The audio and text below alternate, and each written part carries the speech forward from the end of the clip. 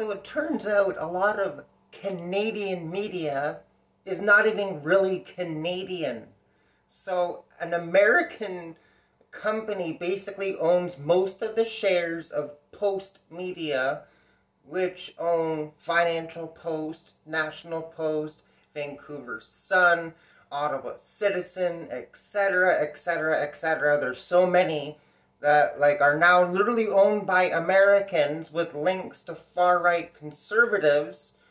Hence why you see a lot of transphobic news articles on National Post, a lot of misinformation, just generally a lot of bad information, especially financial advice, really not good information. They have a really bad record.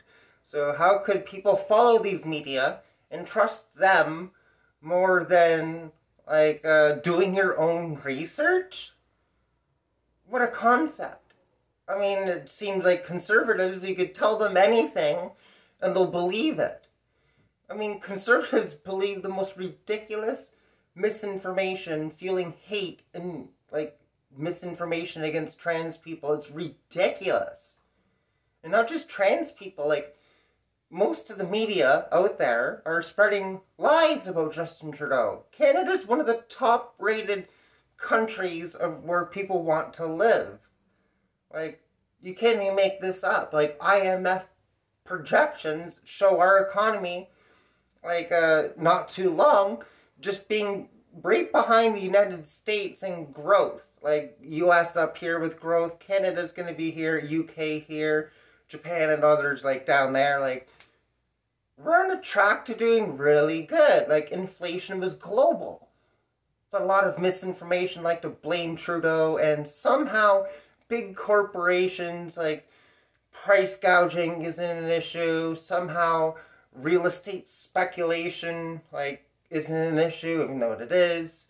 So conservatives ignore the root problem of the cost of living crisis and try and blame stuff like the carbon tax. Did you know without a carbon tax, most Canadians would stop getting more money back than that goes put into it? And even if you don't get as much back as you put into it, you're still getting quarterly tax rebates. Conservatives want to take that away. Conservatives now might be oh yeah, axe the tax. And then when it comes time to okay, are you going to send back your carbon tax rebates? No, they won't. Because they like getting their carbon tax rebates. And a lot of the conservative followers, they're so close-minded, they'll be axe the tax. And then, if it's gone, they'll be oh, where's this money that we used to get? Why aren't we getting it anymore? They won't be able to put one and one together.